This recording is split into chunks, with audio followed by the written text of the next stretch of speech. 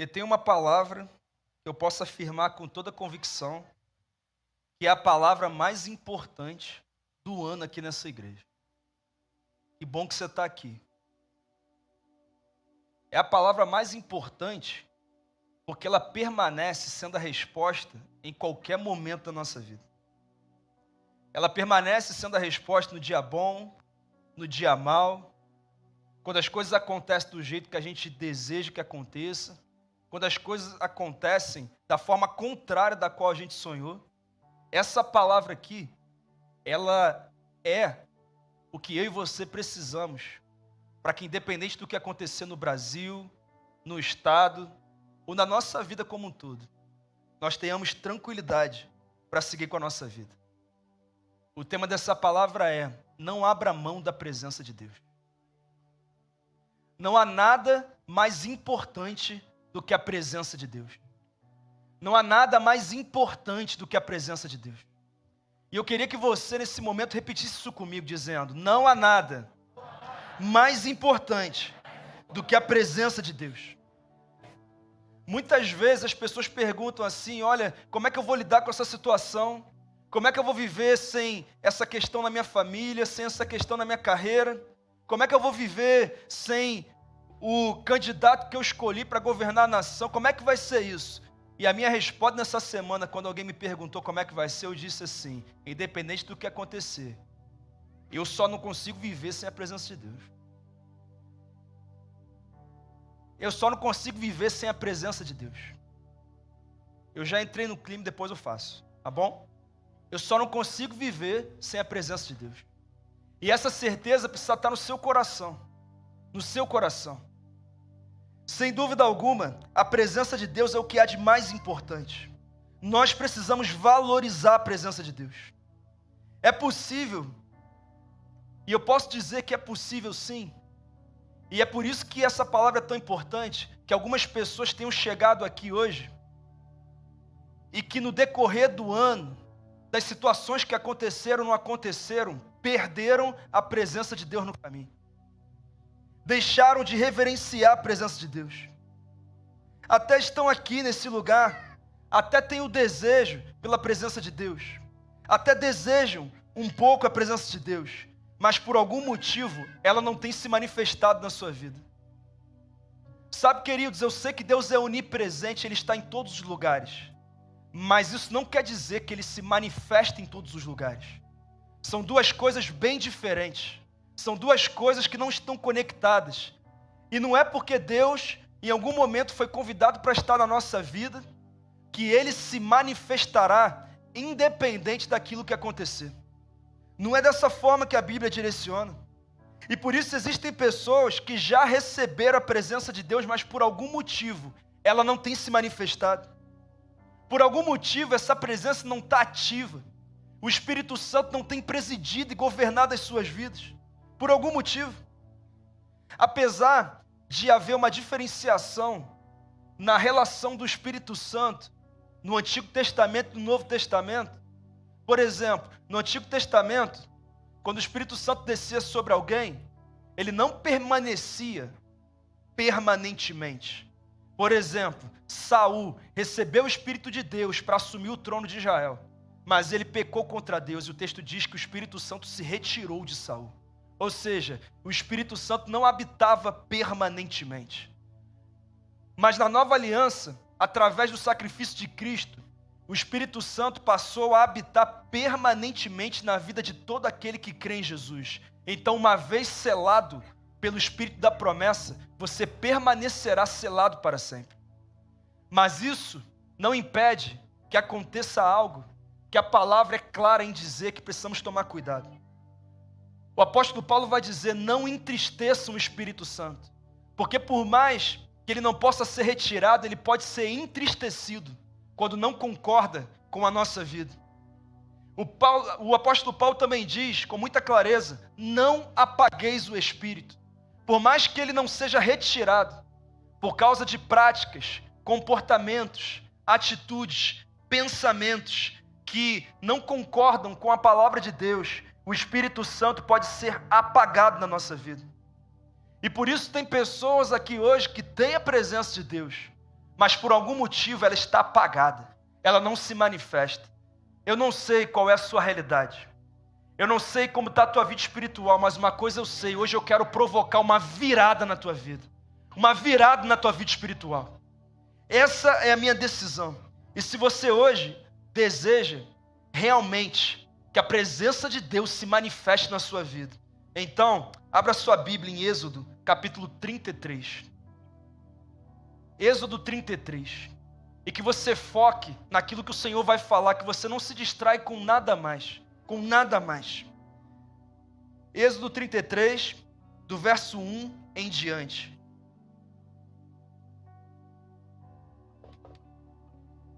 Diz assim o texto: Depois ordenou o Senhor a Moisés: saia deste lugar, com o povo que você tirou do Egito, e vá para a terra que prometi com juramento a Abraão, a Isaque e a Jacó, dizendo: eu a darei a seus descendentes.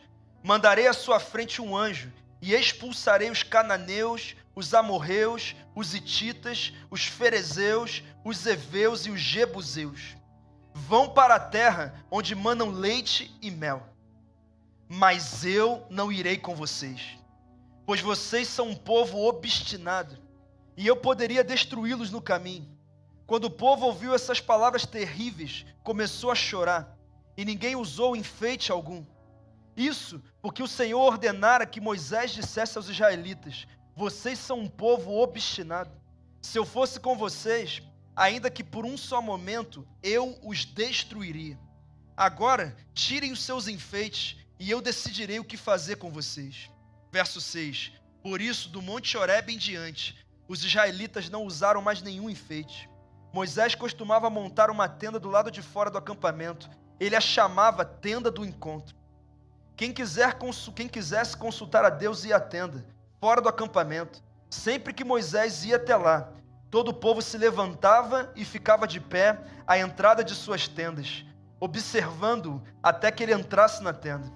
Assim que Moisés entrava, a coluna de nuvem descia e ficava à entrada da tenda, enquanto o Senhor falava com Moisés.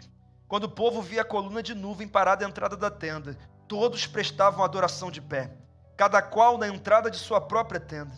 O Senhor falava com Moisés face a face, como quem fala com seu amigo.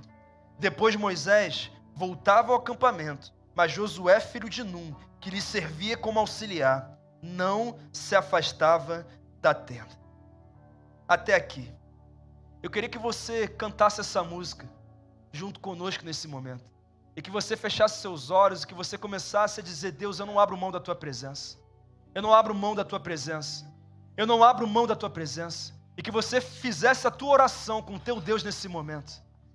Que fosse a tua oração com Ele nesse momento. Vamos lá? Feche seus olhos e ore ao Senhor. Eu só quero tua presença.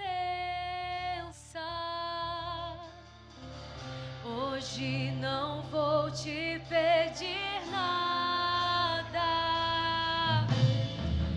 Só quero levantar a minha voz pra te dizer que a tua graça já me basta. Eu não quero mais sair daqui. Eu não quero mais sair daqui. Eu não quero mais sair daqui. Me deixa morar. Aleluia, aleluia. Você pode dizer assim: eu não abro mão da presença de Deus. Senhor, ouça a oração da tua igreja nessa noite. Não há nada mais importante do que a tua presença nesse ambiente. Que as distrações sejam substituídas por um interesse que nunca tivemos pela tua presença. É essa oração que eu faço no nome de Jesus. Amém, amém. A Amanda pode continuar, por favor. Queridos, vocês leram comigo o texto. Vocês conhecem a história do povo de Deus. Vocês conhecem muito bem essa história. O povo de Israel tinha uma promessa de Deus. E essa promessa foi dada primeiramente a Abraão. Chega a Isaac, passa para Jacó, chega até José. Então, em 437 anos de escravidão no Egito, essa promessa chega a um povo que não aguentava mais sofrer. Essa promessa dizia, com muita clareza, olha aqui, eu tenho uma terra que mana leite e mel preparada para vocês. Uma terra farta, vocês terão fartura, vocês terão a minha presença, vocês terão a minha glória, vocês terão tudo aquilo que vocês precisam. Essa palavra chega a um homem chamado Moisés, no meio do deserto. E lá no meio do deserto, no meio de uma sarça ardente, Deus começa a falar com aquele homem. Deus se manifesta no meio do deserto. E ele fala com aquele homem e diz: Moisés, eu te escolhi para ser o libertador do meu povo. Então vá até o Egito e fale para Faraó que a minha ordem é que ele deixe o povo ir.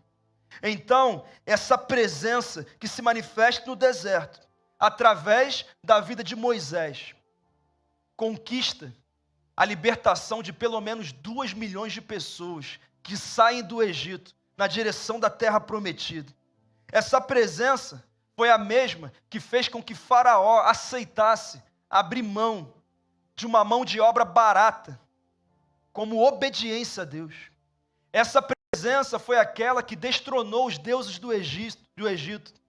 Essa presença foi aquela que, quando eles chegaram na frente do Mar Vermelho, simplesmente por uma palavra, abre o mar e o povo passa seco. Mas agora, no momento desse texto, o povo está no deserto. E Deus dá uma direção a Moisés. Ele diz: suba no Monte Sinai, eu vou falar com você, e você vai trazer as minhas direções para o povo. Então Moisés chama Arão e Hur e delega a liderança temporária do povo àqueles homens. Ele chama as autoridades de Israel e diz: olha aqui, eu vou subir, Deus vai falar comigo e eu descerei para dar as direções que Deus me deu a vocês. É isso que eu farei. Ele é muito claro, ele é muito direto. Então, o que acontece é que, na visão do povo, Moisés estava demorando demais. E eles dizem: olha, a gente não está aguentando esperar, a gente não sabe o que aconteceu com ele, está complicado. Então, eles chegam até Arão e pedem a Arão que construa deuses para que eles possam adorar no lugar do Deus de Israel. Então Arão fala: tá bom, então tirem seus enfeites, peguem seus brincos de ouro, e ele queima, derrete esses enfeites, e eles fundem construindo um bezerro de ouro. E através daquela ação, eles começam a adorar aquele bezerro de ouro. Então, lá no monte, Deus fala com Moisés: olha aqui, você tem que descer, porque o povo se corrompeu. E Moisés desce. E quando ele chega próximo, ele ouve o povo adorando, dançando. Mas não estava adorando e dançando o verdadeiro Deus. Estava adorando e dançando diante de um bezerro de ouro, um Deus criado. E o texto diz que Moisés fica tão revoltado, porque, querido, o homem de Deus também fica revoltado, tá? Fica revoltado, fica irritado quando vê alguma coisa que não atrai a presença de Deus. Algo que Deus não concorda acontecendo no ambiente. Fica revoltado. E ele fica tão revoltado que ele pega as tábuas da lei que ele recebeu no alto monte Sinai e ele joga no chão. E essas tábuas se quebram. Tem uma piada de teólogo aí que nem teólogo acha engraçado, né? Mas que fala assim: vem cá, você sabe quem foi o primeiro homem a quebrar a lei? E aí você já sabe, né? Quem foi? Moisés, o primeiro a literalmente quebrar a lei. Nem o teólogo acha engraçado, você também não ia achar, né? Mas você pode contar para alguém aí. Então, ele quebra a lei. E quando aquilo acontece, o texto conta que ele queima o bezerro de ouro. Ele queima o bezerro de ouro. Ele derrete o bezerro de ouro. Outras ações disciplinadoras também acontecem. Então, Moisés volta de novo para o monte. E quando ele chega lá no monte, Deus começa a falar com ele. E Deus fala assim: aqui é o seguinte, vocês querem sair do deserto e ir para a terra prometida, não é? Vocês querem ver manifestações sobrenaturais acontecendo como foi no Egito, não é isso? Então tá bom. Então é o seguinte, fala para o povo que eles podem sair do deserto e ir para a terra prometida. Outra coisa, fala para o povo que eu ainda vou colocar um anjo na frente deles, que vai mostrar o caminho e que vai destruir os inimigos que estão na terra prometida, para que de qualquer forma eles consigam entrar naquela terra. Irmão, é bênção ou não é isso? Só que aí, Deus conclui, ele diz assim, só tem um detalhe, já que vocês não querem a minha presença, eu não irei com vocês. Eu não irei com vocês. Vocês podem receber a promessa, mas eu não estarei com vocês, porque vocês não valorizam a minha presença. Irmãos, naquela hora, o povo se desespera, o povo chora, então o povo se arrepende. E Moisés fala com Deus, e Deus fala, vocês querem mudar de vida? Vocês vão valorizar minha presença? Então tá bom, eu estarei no meio de vocês. O cenário muda, porque o povo passou a ter interesse de fato pela presença de Deus.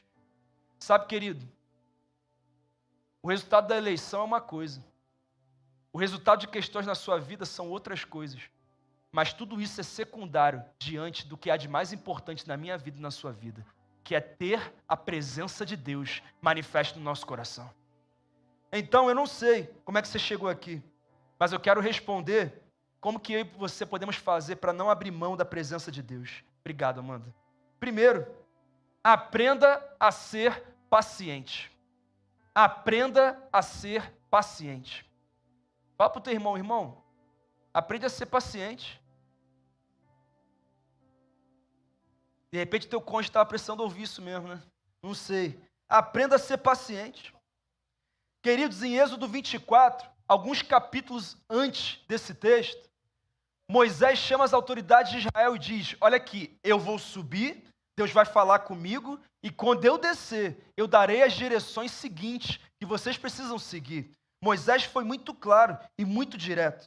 Só que no capítulo 32, no verso 1, olha o que acontece. O povo, ao ver que Moisés demorava a descer do monte, juntou-se ao redor de Arão e lhe disse, venha, faça para nós deuses que nos conduzam, pois a esse Moisés, o homem que nos tirou do Egito, não sabemos o que lhe aconteceu. Moisés tinha dado uma direção muito clara, muito direta para o povo. Mas quando o povo, na visão do povo, entendeu que Moisés estava demorando, o texto conta que eles chegam para Arão e falam assim, Moisés não voltou, a gente não sabe o que aconteceu com ele, então, por favor, construa deuses para que nós possamos adorá-los. Foi o que aconteceu naquele momento. Mas aqui eu faço duas perguntas para o texto e para você. Por que o povo dizia que Moisés estava demorando, se em nenhum momento Moisés disse o tempo que ele levaria para voltar? Moisés só disse o seguinte, olha aqui, eu vou subir, Deus vai falar comigo, e eu vou descer para dizer o que Deus falou comigo. Moisés não disse, eu vou levar tanto tempo. Mas essa pergunta eu também faço a você, porque que muitas vezes as pessoas abrem mão da presença de Deus porque supostamente Deus está demorando a fazer aquilo que prometeu. Por quê? Em nenhum momento Deus falou o tempo que levaria. E muitas vezes nós temos essa mesma atitude. Nós abrimos mão da presença de Deus porque supostamente Ele demora demais a cumprir o que prometeu. Mas Deus geralmente fala o que Ele fará e o que nós temos que fazer para receber o que Ele prometeu. Ele não diz quanto tempo vai durar. Então, o nosso papel é muito básico. Nós temos que fazer a nossa parte e confiar que o nosso Deus não é homem para que minta e nem filho do homem para que se arrependa. Se Ele prometeu, com certeza Ele vai cumprir. E nós temos que ter essa certeza. Mas tem uma segunda pergunta que eu faço para esse texto. Como assim? Eles afirmavam que não sabiam o que tinha acontecido com Moisés? Eles sabiam. Moisés disse, eu vou subir e só vou descer quando Deus mandar eu descer. Enquanto Deus não mandar, eu não vou descer. É uma ordem clara, é uma direção clara. Então, o povo, na verdade, sabia. Mas por causa da impaciência, o povo ignorou direções claras que Deus deu através do líder dele. Ou seja, o problema do povo não era a suposta demora de Moisés. O problema do povo não era não saber onde Moisés estava. O problema do povo é que eles eram impacientes. O problema do povo era a impaciência. E a impaciência era maior do que o interesse deles pela presença de Deus, pela manifestação da presença de Deus. O povo perdeu a paciência, porque era um povo imediatista. E sabe qual é a verdade, irmãos? Muitas vezes nós abrimos mão da presença de Deus porque somos impacientes para esperar o que Ele prometeu. Ele fala com clareza o que vai acontecer. Ele nos dá uma direção sobre aquilo que nós temos que fazer, mas demora mais do que nós imaginávamos. E a nossa impaciência nos leva a ter atitudes impulsivas, às vezes atitudes pecaminosas, que fazem com que a promessa de Deus esteja ainda mais distante de se cumprir na nossa vida.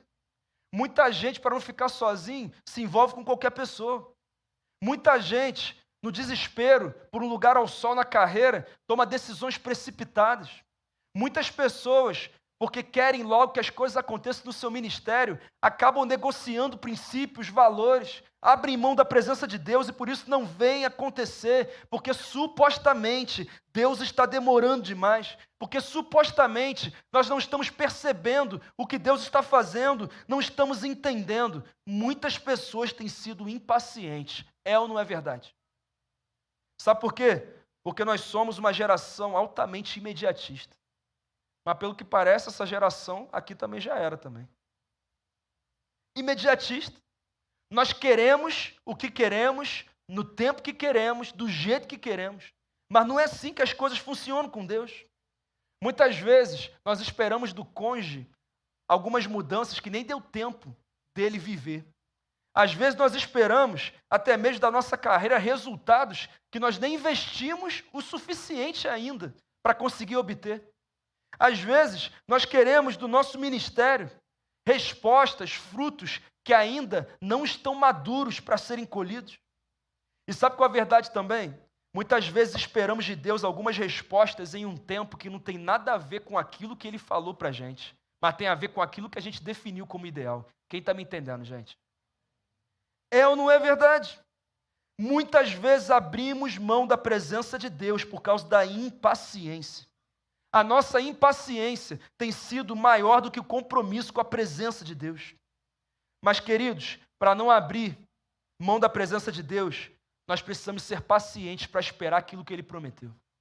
Esperar o tempo certo, o momento certo. E principalmente para entender uma coisa. O que nós mais precisamos não está por ser liberado, já foi liberado. Sabe o que é? É a presença de Deus. Mais importante do que receber o que Deus prometeu é você receber a presença de Deus. É você ter essa presença se manifestando na sua vida. Eu creio nisso. Mas em segundo lugar, entenda que não ter a presença de Deus é a maior tragédia que pode acontecer na nossa vida. Tem gente que fala assim, pastor, pensei que a maior tragédia era eu ficar para titia e não casar. Pastor, eu pensei que a maior tragédia da vida era eu não conseguir fechar esse contrato que eu tanto quero fechar. Pastor, eu pensei que a maior tragédia da vida era a minha célula não multiplicar nesse ano. Pastor, eu pensei que a maior tragédia da minha vida é o meu filho viver o que ele está vivendo, essa prisão nas drogas ou em outras questões que me preocupam.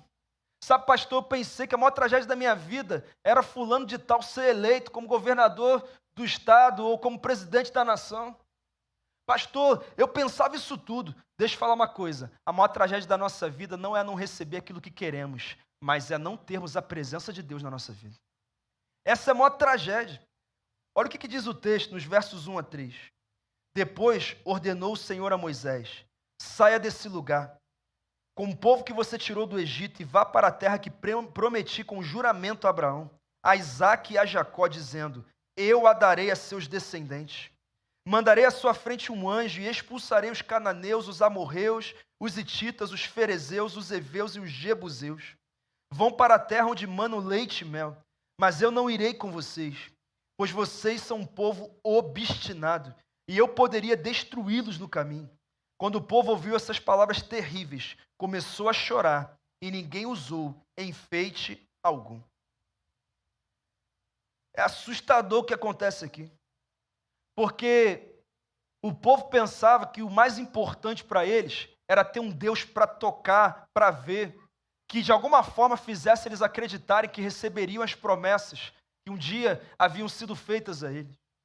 O povo pensava que o que eles mais precisavam era sair do deserto e chegar em Canaã, na terra prometida. O povo pensava que o que eles mais precisavam era ter um anjo no meio deles, abrindo o caminho, destruindo os inimigos. Então Deus chega para eles e fala: ô Moisés, avisa para o povo que eles estão mais preocupados com a promessa do que com a minha presença, que eu vou dar a promessa para eles. Fala para eles que eles podem sair do deserto. Irmão, quem é que hoje não quer sair do deserto? Pode falar para eles que a terra prometida está disponível para eles. Quem aqui não queria ouvir de Deus o seguinte: aqui, sabe tudo que eu prometi para você, eu vou cumprir hoje. Quem não queria?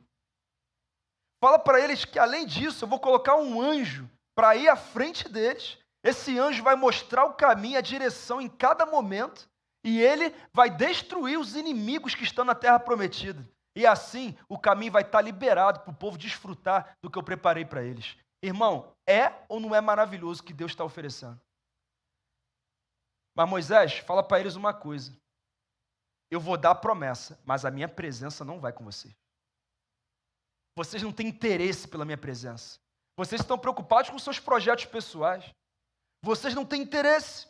Irmãos, o texto diz que naquele momento o povo chora. O povo se desespera. E Deus fala assim: avisa para eles que isso está acontecendo porque eles são um povo obstinado. Eles não querem a minha presença. Apesar deles acessarem a promessa, eles não terão a minha presença se manifestando no meio deles. Irmão, você sabe por que o povo se desesperou? Porque a maior tragédia da vida não é não receber aquilo que esperamos de Deus. Mas a maior tragédia da vida é mesmo que recebamos o que Ele prometeu, é fazermos isso sem ter a presença dEle na nossa vida. Sem ter a presença dEle dentro de nós, se manifestando em nós, conduzindo a nossa história. Sabe qual é a verdade? Se Deus chegasse para algumas pessoas e falasse o que Ele falou para o povo: aqui, eu vou dar a promessa, mas minha presença não vai. E aí tem gente que quer falar assim: então está tudo certo. Nem voltaria domingo que vem. Nem iria na célula nessa semana. Eu já recebi o que eu queria. Mas o povo não agiu assim. O texto diz que eles entraram em desespero, porque entenderam que a maior tragédia da vida não é enfrentar um deserto, e sim sair dele sem a presença de Deus. A maior tragédia da vida não é não ver as promessas de Deus se cumprindo, e sim vê-las se cumprindo sem a presença dele. Eu sei que tem gente aqui que sonha em casar, que sonha em empreender, que sonha em multiplicar os seus negócios, que sonha em prosperar no ministério, que sonha em ser poderosamente usado por Deus, que sonha em ver a cura de uma enfermidade, que sonha em ter uma resposta de Deus, que algo aconteça na vida do filho. Querido, tudo isso pode acontecer e é muito bom, mas tudo isso é secundário, porque a coisa mais importante dessa vida é ter a presença de Deus em nós. Não tem nada mais importante. Receber a promessa, a bênção, sem ter o abençoador. Desfrutar das dádivas, sem ter o doador dentro da gente, se manifestando em nós. Foi isso que o povo entendeu naquele momento. Eles entenderam que o que eles precisavam mesmo era da presença de Deus. E queridos, vocês sabem que eu sou um cristão e um pastor politizado. Vocês sabem o quanto eu me engajei nesse ano para direcionar a igreja, para direcionar as pessoas debaixo da minha influência. Você sabe disso. Mas deixa eu falar uma coisa. O maior problema do Brasil não é o resultado da eleição. O maior problema do Brasil é continuar vivendo sem a presença de Deus. Sem valorizar a presença de Deus. Sem ter interesse pela presença de Deus. Sem viver a vontade de Deus. A nossa maior necessidade não é alguém na cadeira pública, mas é a presença de Deus na nossa vida. E é por isso que, quando nessa semana me perguntaram: pastor, como é que vai ser se for assim? Eu falei: aqui, segunda-feira eu vou acordar, eu vou buscar o meu Deus e eu vou seguir com a minha vida. Sabe por quê? Porque o resultado de uma eleição não vai determinar aquilo que vai acontecer na minha vida. O que vai determinar é o que Deus tem para mim. E a Bíblia diz que Ele tem o melhor para mim e também tem para você. Eu creio nisso. Amém. Amém. A maior necessidade da nossa vida e do Brasil é a presença de Deus. É a presença de Deus. Mas, queridos, ao mesmo tempo que eu afirmo isso, eu também posso dizer que no Brasil, no estado do Espírito Santo, dentro e fora das igrejas, muitas pessoas não estão nem aí para a presença de Deus. Não estão nem aí. Pastor, como é que você sabe disso? É só comparar o tempo que algumas pessoas passaram buscando a Deus nessa semana com o tempo que passaram trabalhando, estudando, cuidando do corpo, viajando, descansando e tendo momentos de lazer. É só fazer uma comparação. E você vai ver que o que eu estou falando é verdadeiro. Sabe qual é a verdade, queridos? Aqui dentro hoje tem gente que nem orou nessa semana. Aqui dentro tem gente que nem leu a Bíblia nessa semana. E eu não estou falando de orar antes da refeição, que você ora em 10 segundos para a comida não esfriar e ninguém pegar a tua carne. Eu estou falando de tempo a sós com Deus. Tempo de qualidade. Existem pessoas que são crentes em Cristo Jesus, conforme afirmo, mas passaram a semana inteira sem orar, sem ler a Bíblia, sem ter um tempo a sós com Deus. É uma verdade. Mas eu tenho certeza que ao mesmo tempo que não leram a Bíblia e não oraram, com certeza trabalharam, com certeza acompanharam as atualizações das redes sociais, com certeza encontraram com o namorado, com a namorada, com certeza tiveram tempo com o filho, com certeza fizeram um monte de coisa, só não passaram tempo buscando a presença de Deus. E aí, sabe qual é a realidade? A realidade é que a falta de fome e sede pela presença de Deus é tão grande, às vezes até dentro da igreja, que o povo de Deus está igualzinho ao povo que não tem compromisso com Deus. Porque nós temos tempo para fazer tudo, só não temos tempo para orar e ler Bíblia. Não temos tempo para buscar a Deus. Nós temos criado, construído bezerros de ouro na nossa vida, objetos de adoração. Nós adoramos o nosso trabalho, o nosso sonho pela promoção, o nosso sonho pela multiplicação dos seguidores, o aumento do nosso engajamento, o nosso sonho para que Deus cure essa enfermidade, para que Deus resolva o problema do meu casamento, o problema do meu filho e tantas outras coisas. Mas eu não dedico tempo para orar, ler a Bíblia e buscar a presença de Deus, que é a coisa mais importante da minha vida. É um fato. Você quer saber qual o temor que eu tenho no coração? Não é que acontecesse o que aconteceu nessa eleição, mas é acordar amanhã sem a presença de Deus. É começar mais um ano em 2023 sem a presença de Deus. É pastorear essa igreja sem a presença de Deus. É criar as minhas filhas sem a presença de Deus. É mesmo que eu não consiga tudo aquilo que eu sonho conseguir, mas que pelo menos eu tenho a presença de Deus dentro de mim. Porque é a presença de Deus que nos sustenta e nos fortalece. E é por isso que esse é o momento para você avaliar a sua vida. Será que a presença de Deus está em você? E se ela está em você, será que ela tem se manifestado? Será que isso é um fato da sua vida? Tem gente que fala assim, pastor, mas Deus está dentro de todos. Irmão, não é isso que a Bíblia diz. Deus está dentro de quem tem compromisso com Ele. De quem busca a presença dEle, de quem tem interesse por Ele. E é isso que nós temos que entender. Mas em penúltimo lugar, não basta sair do Egito. O Egito precisa sair de você. Vamos ler os versos 4 a 6, por favor. Que dizem assim: quando o povo ouviu essas palavras terríveis, começou a chorar. Que palavras terríveis foram essas? Deus falou, eu dou a promessa, mas eu não vou com vocês. E ninguém usou enfeite algum. Isso porque o Senhor ordenara que Moisés dissesse aos israelitas, vocês são um povo obstinado. Se eu fosse com vocês, ainda que por um só momento, eu os destruiria. Agora tirem os seus enfeites, e eu decidirei o que fazer com vocês. Por isso, do Monte Horebe em diante, os israelitas não usaram mais nenhum enfeite. Deixa eu fazer uma pergunta. O povo já tinha saído do Egito? Sim ou não? Sim.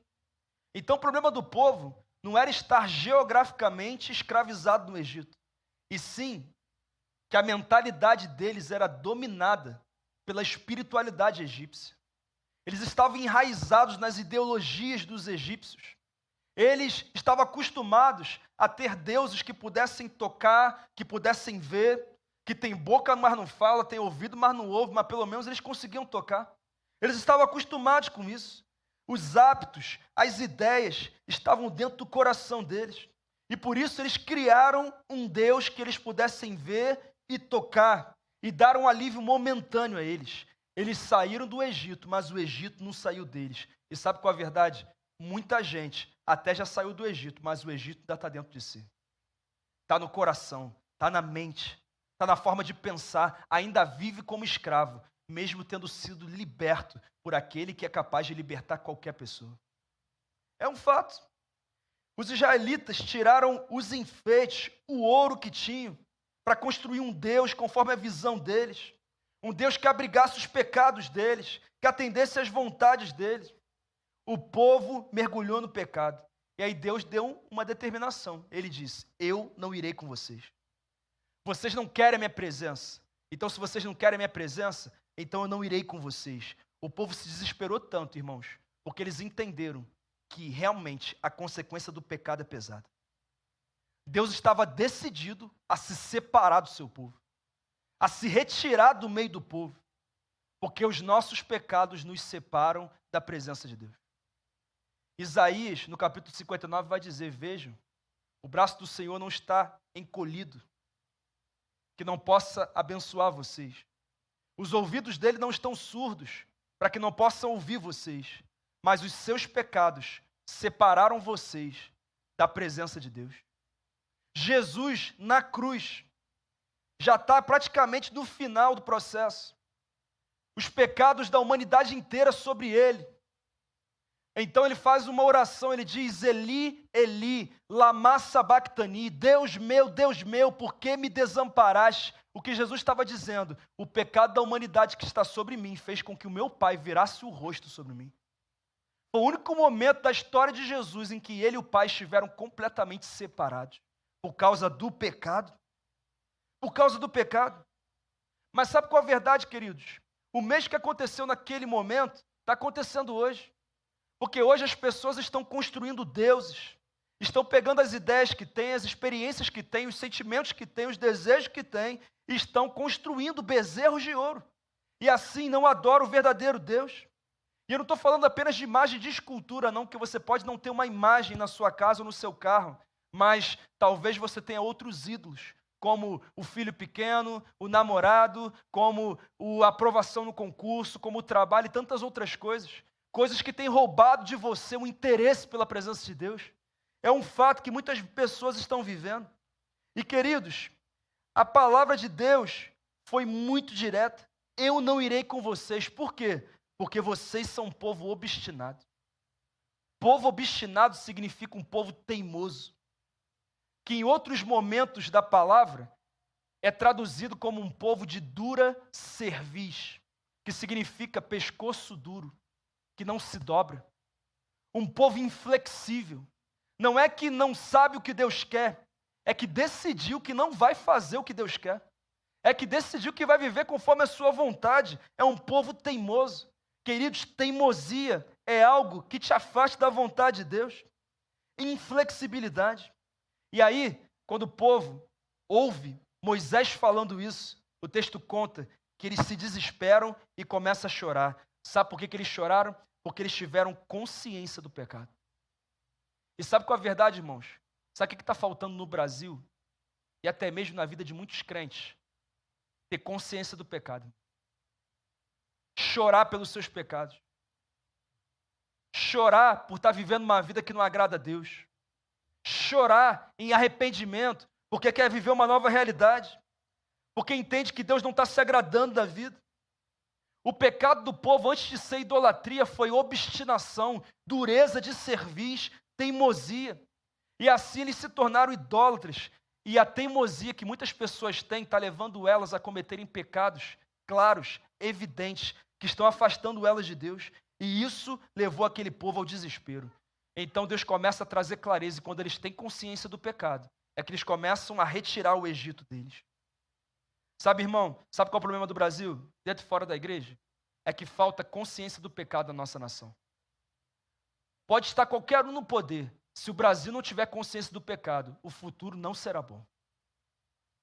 Deus não vai cumprir o que Ele tem para a nossa nação. Esse é um fato que nós temos que entender. É uma realidade.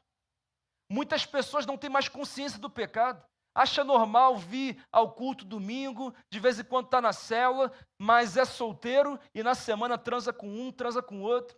Aí depois volta no próximo domingo com a maior cara lavada, levanta as mãos, diz amém, depois volta para o seu pecado. Não está incomodado, está vivendo assim, ignorando a vontade de Deus. Pessoas que acham normal estar numa igreja, servir na igreja, talvez até mesmo liderar na igreja, e mesmo assim agir com maledicência, falar mal das pessoas. É um fato. É normal hoje que o cristão ache normal falar palavrão. Ainda fala assim: pastor, na minha cidade isso não é palavrão não. Eu falei, queima, miserável. Irmão, que é palavrão na cidade, é em qualquer outro lugar. Mas agora, irmão, eu tenho vergonha alheia, porque às vezes eu tenho que corrigir, irmão. E falar, irmão, você não falou isso não, né? Você se enganou aí, né? Não é isso não, né? Não é isso não que você falou. Você se confundiu. Não é possível. Meu Deus, falando palavrão. Às vezes a gente está igualzinho quem está lá fora. É um fato. Sabe, queridos, às vezes é o crente que conta piada imoral na roda dos amigos. Ou é o primeiro a rir. Meu Deus do céu. Às vezes o crente está derrubando os outros no trabalho para crescer, para avançar. O crente está sonegando imposto. O crente está mentindo. Está sendo teimoso. A pessoa fala, cara, você fez isso, você falou isso. Não, eu não fiz isso não. Eu não falei isso não. Mentira. Dissimulação e tantas outras coisas. Hoje, o crente acha normal ser um beberrão. O crente acha normal estar anos na igreja e ainda permanecer preso ao mesmo vício que tinha anos atrás. E ele continua ali achando que está tudo certo. Deus está dizendo, eu não irei com vocês. A minha presença não irá com vocês. É o que Deus está dizendo. Acha normal acessar pornografia, viver uma vida de masturbação e de tantas outras coisas que estão acontecendo. Deus está dizendo, eu não irei com vocês. É o que ele fala. Queridos, existe uma maldição chamada liberalismo teológico que está enraizado na vida de muito crente. Não tem jeito, sem santidade, ninguém verá a Deus. Não tem um outro caminho. E o texto diz que quando Deus fala aquilo através de Moisés, o povo entra em desespero, o povo cai em si. E eu quero ser bem sincero com você. Eu oro para que você seja tomado por um desespero nessa noite também. Um desespero pelo teu pecado que você não abandonou ainda. Um desespero, um incômodo. Que você chore hoje, sim, não porque não aconteceu o que você queria, mas porque talvez você esteja desagradando a Deus e você sabe que está. Essa é a minha oração hoje. Porque se você não fizer isso, a presença de Deus não irá com você. Ela não se manifestará. E é isso que Deus fala. Dura cerviz. Queridos, muita gente tem sido um povo de dura cerviz. Pescoço duro, inflexível. Deus fala, mas não faz. Já entendeu de Deus o que tem que fazer, mas não quer fazer. E assim tem sido. Assim tem sido na vida de muitas pessoas. Na vida de muitas pessoas. Mas Deus foi direto e Ele foi cirúrgico. Está claro, Ele disse, o pecado de vocês é esse. É a maledicência, é uma imoralidade sexual, é a mentira, é o amor ao dinheiro, é tantas outras coisas que talvez esteja tomando a sua vida. Dura cerviz, inflexibilidade. Nós precisamos ter consciência do pecado. Você quer um futuro melhor para o Brasil? O Brasil, então, precisa ter consciência do pecado.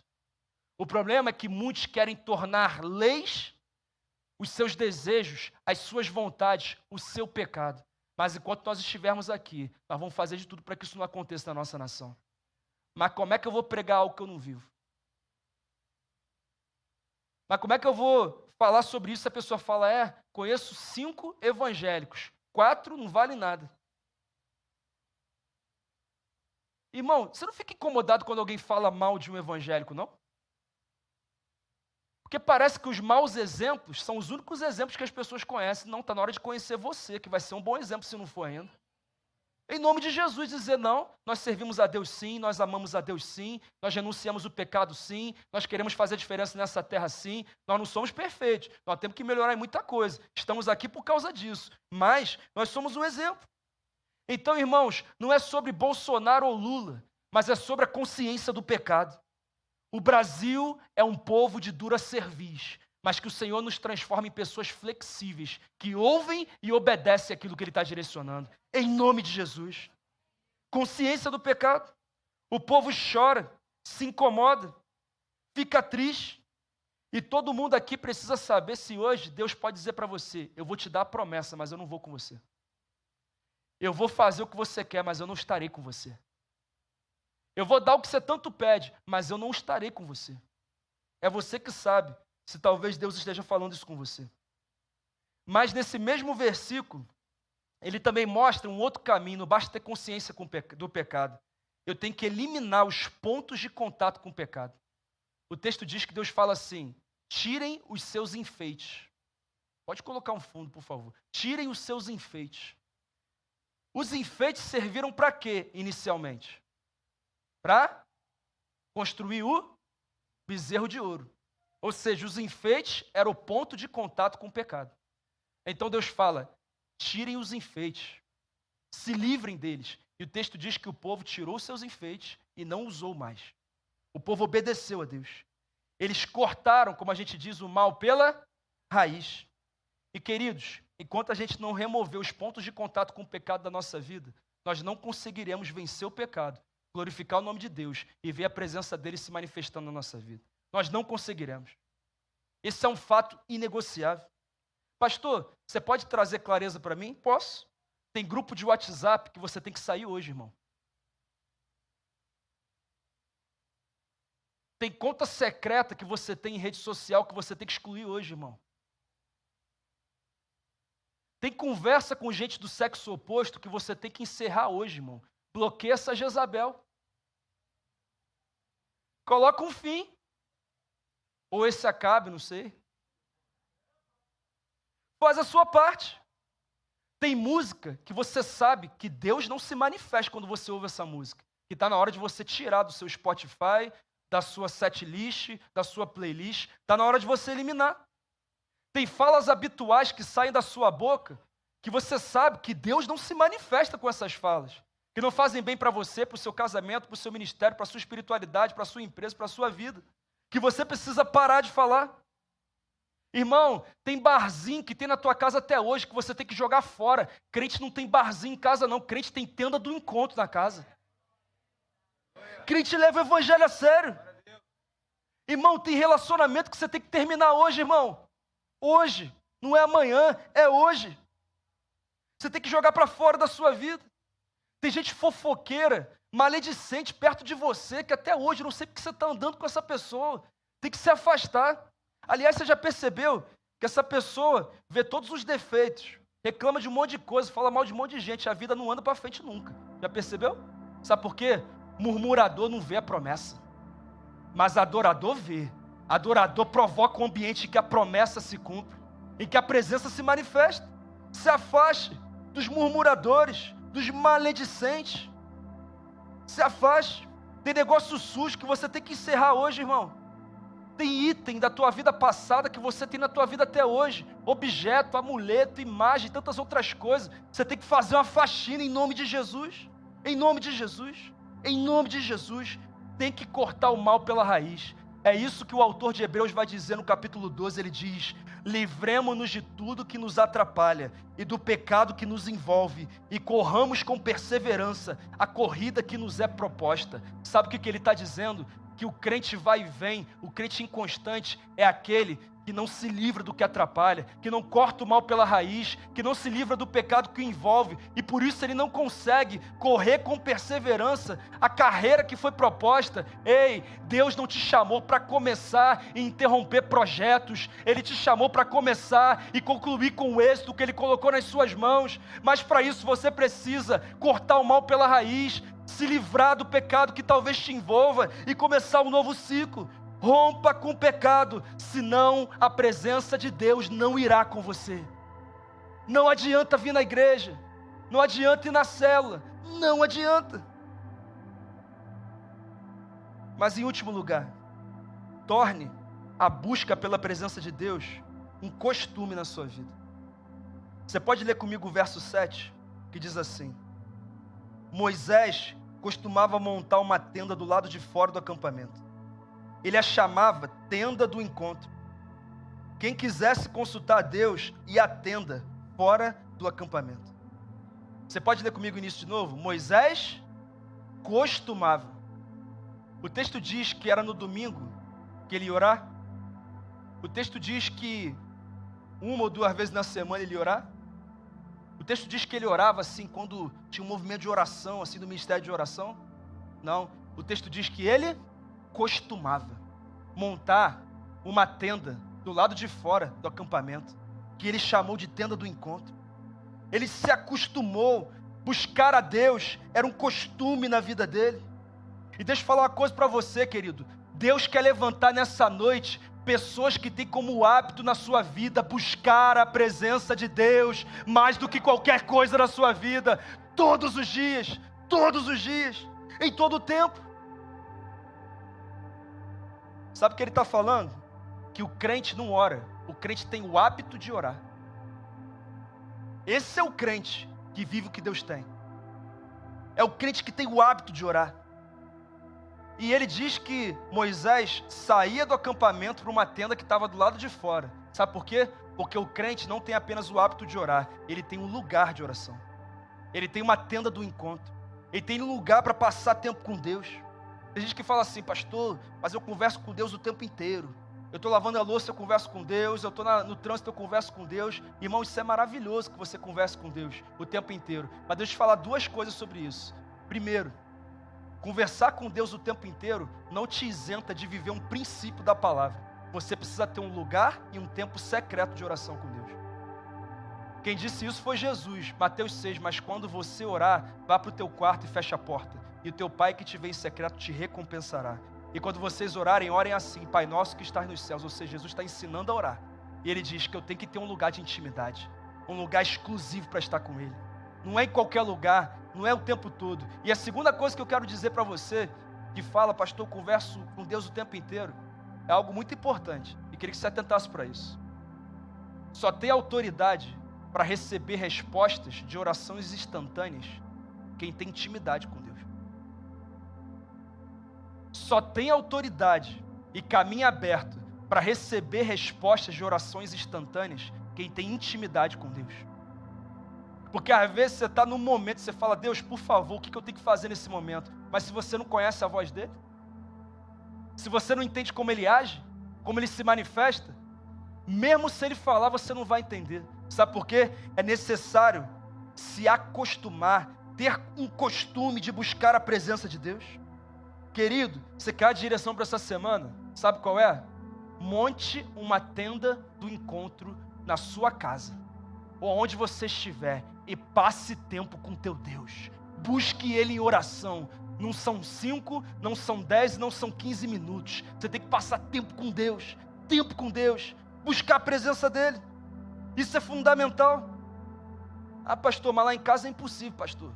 Porque meu irmão dorme no mesmo quarto e ele entra sempre que eu quero orar e é complicado. Sabe, pastor, os meninos lá e a correria lá em casa é uma loucura. Irmão, não estou dizendo que tem que ser na casa, eu estou dizendo que você vai ter que dar um jeito de encontrar um lugar para montar a sua tenda do encontro. Às vezes vai ser no carro, às vezes vai ser caminhando no condomínio, na praia, às vezes vai ser no seu escritório. Eu não sei, eu só sei que você tem que dar o seu jeito. Lá em casa eu tenho que acordar 1 hora mais cedo do que eu precisaria, porque as meninas acordam e já era.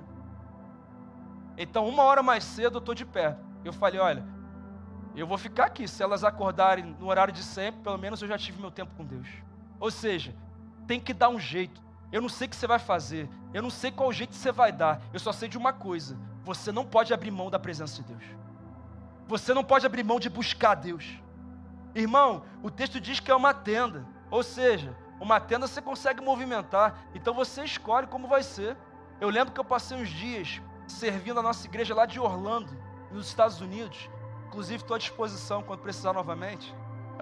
Disposição aí. Mas eu lembro que eu fiquei na casa do pastor Sally alguns dias. E eu dormia na sala, e eu acordava para orar, e ele acordava e saía, e ele fazia uma caminhada diária de oração, e ele falava com Deus no condomínio dele. E ele não sabia que nessa caminhada, depois de alguns anos, ele encontrou e conheceu, fazendo também uma caminhada de oração, o pastor Nassif, que é um pastor muito conhecido nos Estados Unidos. E ele nem sabia que esse pastor um dia se tornaria do time da Atitude, porque hoje ele é um pastor da Atitude. E ele está junto com o pastor Sally na expansão da igreja lá nos Estados Unidos. Então vamos abrir igreja em Boston, em outros lugares. Sabe como é que isso começou? Numa caminhada de oração. Sabe como que vai começar o tempo das maiores manifestações de Deus na sua vida? Quando você for para a tenda do encontro e passar tempo com teu Deus. Passar tempo com Ele e pedir: Deus, se manifesta daqui, senão eu não vou sair. Mostra a tua glória, senão eu não vou sair daqui. Eu tenho muita coisa para fazer hoje. Mas mais importante do que qualquer coisa que eu tenho para fazer hoje é passar tempo na tua presença. Nós temos que dar o nosso jeito. Sabe essa história de que não, eu vou no culto hoje, que eu vou receber lá uma palavra de fogo. Sabe, eu vou naquela igreja porque lá tem um irmão que revela até o CPF, o RG, a placa do carro. Ninguém sabe que antes ele foi lá e olhou a placa do carro do estacionamento, por isso que ele sabia quando falou lá. Mas assim, isso é só um detalhe. Ele faz isso. Ele faz isso. Eu acredito que tem gente que faz isso mesmo, que Deus usa. Mas Deus não te chamou para ficar indo de igreja em igreja buscando ouvir a voz dele. Ele te chamou para ir para a tenda do encontro, buscar a presença dele. Ouvir da boca dele. Ouvir da presença dele. O que ele fizer a mais é lucro. Glória a Deus. Então aqui não é o encontro de quem vem para receber mais de Deus. Aqui é o encontro daqueles que chegam aqui empoderados da tenda do encontro. E Deus começa a se manifestar. Ele libera poder. E eu declaro que domingo que vem o que Deus vai fazer aqui será histórico nessa igreja. Eu creio nisso. Eu creio nisso. Deus fará maravilhas. E no verso 8. Sempre que Moisés ia até lá, todo o povo se levantava e ficava de pé à entrada de suas tendas, observando. Moisés ia para a tenda do encontro, aí o povo saía cada um de sua tenda e ficava na ponta do pé, cheio de expectativas. Porque, irmãos, para ver Deus se manifestar, nós temos que ter expectativa. Às vezes tem gente que ora sem expectativa, ou gente que nem ora porque nem tem expectativa. Não sei se Deus vai falar, não sei se Deus vai fazer. Irmão, que hoje Deus eleve as suas expectativas e que você veja Ele se manifestar na sua vida. Verso 9, assim que Moisés entrava, a coluna de nuvem descia. A coluna de nuvem era a manifestação da presença de Deus. E eu declaro que quando você for orar, a coluna de nuvem vai descer sobre a sua tenda do encontro, sobre a sua vida, sobre a sua casa. Mas para isso, irmão, quando a nuvem chegava, Moisés então se calava para ouvir a Deus. Tempo de oração, mas tem que ler Bíblia também. E aí você passa tempo com ele, aí você fala: Deus, agora eu vou ler a palavra, fala comigo aqui. E você abre a Bíblia e ele começa a falar com você. Sabe por quê? Uma vez perguntaram, o que é mais importante? Orar ou ler a Bíblia? E parafraseando alguém que eu não sei quem foi que falou, eu reproduzo a pergunta, eu devolvo a pergunta. O que é mais importante num avião? A asa da direita ou a asa da esquerda? Um avião voa como tem que voar sem uma das asas? Não. E nem você voa na direção do que Deus tem para você, se a tua vida cristã é desequilibrada. Se você só ora, você será uma pessoa que vive de experiências e uma hora você se perde. Se você só lê a Bíblia, você vai acumular conhecimento e vai se tornar uma pessoa arrogante, que acha que sabe mais do que os outros, que o espírito crítico está ativado o tempo todo. Mas se você ora e lê a Bíblia, o conhecimento que você tem pela letra é vivificado pela experiência que você tem com o Espírito. E assim o teu avião decola e ele vai na direção do destino que Deus tem para você. Orar e ler Bíblia, fundamental. Quando, verso 10, o povo via a coluna de nuvem parada à entrada da tenda, todos prestavam adoração de pé, cada qual na entrada de sua própria tenda. Irmão, eles ficavam assim: Deus está aqui. Eu que não vou ficar sentado. Eu que não vou ficar no WhatsApp, no Instagram. Deus está aqui. Ele está se manifestando. O texto diz que eles ficavam em adoração de pé, dizendo: Deus, não vai embora não. Não vai embora não. Fica aqui. Se manifeste no nosso meio. No verso 11, o Senhor falava com Moisés face a face, como quem fala com seu amigo. A minha oração é para que você seja amigo de Deus. Amigo de Deus. Que você o conheça com intimidade. Mas o texto segue, do verso 12 em diante. Eu não vou ler, mas eu vou contar. O povo já está vivendo uma nova realidade, um novo comportamento. Então Moisés faz uma oração, uma das orações mais lindas. Só pode cobrar algo de Deus, irmão, quem tem intimidade com Ele. E aí Moisés fala: Deus, aqui, você está falando que o seu povo é obstinado? Quer dizer, você está falando que esse povo é obstinado? Não é esse povo não, é o teu povo, tá? Foi você que tirou a gente lá da escravidão do Egito. Já chama a atenção de Deus. Então, você muda aí o pronome, vai chamar de seu povo. O povo é seu. E outra coisa, a gente quer a promessa, mas o senhor está vendo não que o povo está todo mundo indo para a porta da tenda? O povo está arrependido, Deus. Ele está arrependido. Nós não queremos isso sem a tua presença não. Deus fala: tá bom, então eu irei com você. Sabe por que ele fala isso? Porque quando você tem intimidade com Deus, você como filho, como amigo, é capaz de mudar decretos que Deus estabeleceu. Deus fala: tá bom, eu vou com vocês, pode contar com a minha presença. E é o que estava acontecendo. Deus estava indo com eles. Deus estava indo com eles. E aí Moisés abusa, porque às vezes o crente é meio abusado mesmo. E ele fala assim: Deus, só tem mais uma coisa que eu quero te pedir. eu quero ver a tua glória. Aí Deus fala, baixa a tua bola, Moisés. Ninguém pode ver minha glória. Mas é o seguinte, eu vou te colocar em cima de uma rocha, eu vou abrir uma fenda nessa rocha, e eu vou passar por ali. E quando eu passar, eu colocarei a minha mão. Mas depois que eu tiver passado, eu vou tirar uma parte da minha mão e vou abrir uma fresta, uma fenda na rocha. E você vai poder ver as minhas costas. Ele fala, tá bom, ninguém nunca viu as costas, eu vou postar aqui, ó, vendo as costas do Senhor. Sabe o que acontece? Exatamente o que ele disse. Deus fala, ninguém pode ver a minha face. Mas uma parte eu vou deixar você ver. Sabe por quê, Moisés? Porque você não abre mão da minha presença. Você não abre mão da minha glória. Você tem sonhos, projetos pessoais, mas mais importante do que isso é estar na minha presença. Então a palavra se cumpre. Moisés vê as costas de Deus, coisa que nenhum homem na história já foi capaz de ver. Sabe por quê? Porque ele não abriu mão da presença de Deus. A minha oração é para que você tenha experiências com Deus que você nunca teve. A minha oração é para que Deus se manifeste na sua vida de uma forma que Ele nunca manifestou. Pastor, Ele já fez muito, então eu profetizo que Ele fará ainda mais em você e através de você. Mas para isso você precisa ir para a tenda do encontro. Você precisa buscar o teu Deus. Você precisa ter consciência do pecado. Você precisa chorar pelo seu pecado. Você precisa cortar o mal pela raiz, eliminar as pontes de contato com o pecado. E você precisa transformar num costume o ato de buscar a presença de Deus. Não abra mão da presença de Deus. Louvado seja o nome do Senhor. Eu quero orar com você.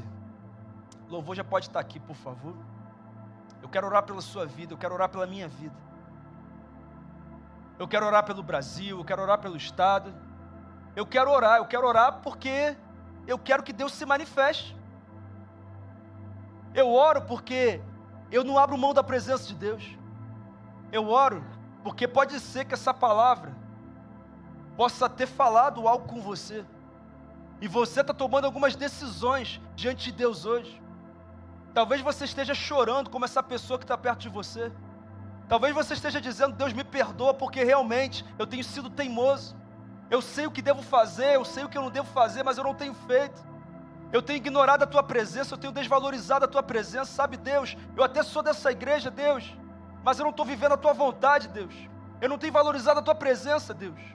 Sabe, Deus, eu sou um visitante aqui nessa noite, e eu não esperava que o Senhor me provocasse dessa forma, mas eu estou entendendo que o que há de mais importante na minha vida é ter a Tua presença.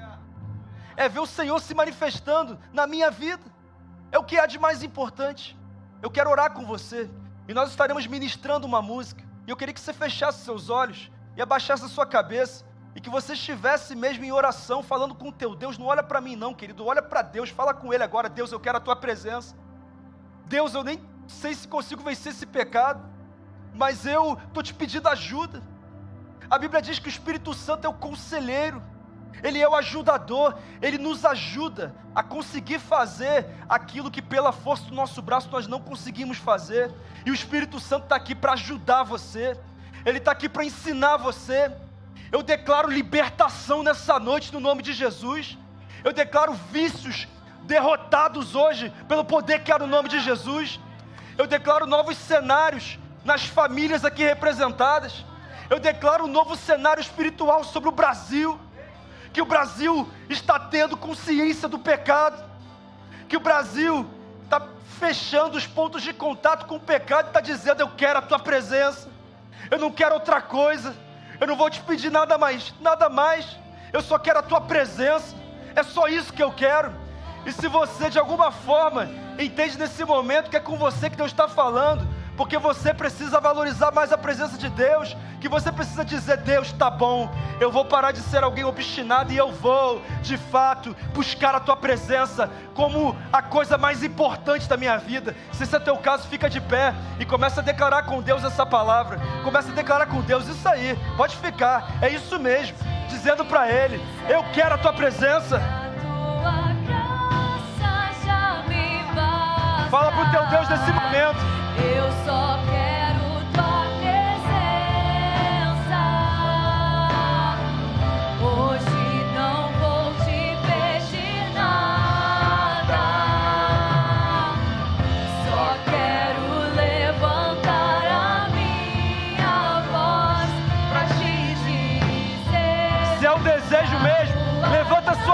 Jesus diz: eu não quero mais sair, eu não quero. Eu não quero mais sair daqui.